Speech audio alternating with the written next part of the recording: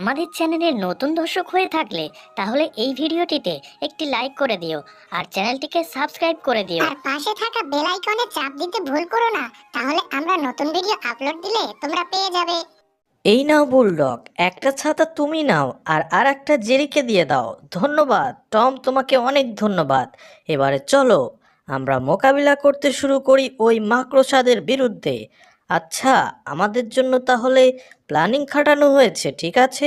তোমাদের সমস্ত প্ল্যানিং আজকে নষ্ট করে দেওয়া হবে।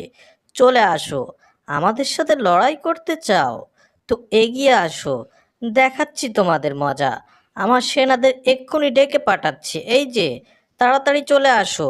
এই যে এরা একেবারে রেডি হয়ে গিয়েছে, আমাদেরকেও লেগে পড়তে হবে ময়দানে। এইবারে দেখছি কি করে আমার সেনাদের তোমরা হারাবে। যতই ছাতা নিয়ে আসো না কেন, যখন দলে দলে লক্ষ লক্ষ কোটি কোটি মাকড়সা তোমাদের দিকে ধেয়ে যাবে, তখন কি করে লড়াই করবে তোমরা, দেখবো শুধু আমি দাঁড়িয়ে দাঁড়িয়ে। এই যে যাও গিয়ে ওই তিনজনকে একেবারে ধূলিস্যাৎ করে দাও আর পুরো বাসাটাকে একেবারে কুড়িয়ে কুড়িয়ে খেয়ে ফেলো। কি টম, দেখো চারিদিকে মাকড়সা ভর্তি হয়ে গেছে। হাই হাই, আমাদের বাসা একবারে মাকড়সা জাল দিয়ে ঘিরে ফেলেছে। চারিদিক থেকে মাকড়সা আমাদেরকে ঘিরে ফেলেছে। এখন বাহিরে যাওয়ারও কোনো রাস্তা নেই যে। সর্বনাশ টম, কি হবে কিছুই বুঝতে পারছি না। ওরে বাবারে বাবা, মাকড়সাগুলো সেই জোরে আমাদের দিকে ধেয়ে আসছে।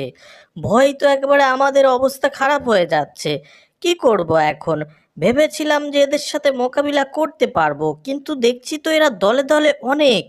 ওই যে ওই দিকে একটা রাস্তা আছে, চলো ওই রাস্তা দিয়ে আমরা ওপরের দিকে পালিয়ে যেতে পারবো।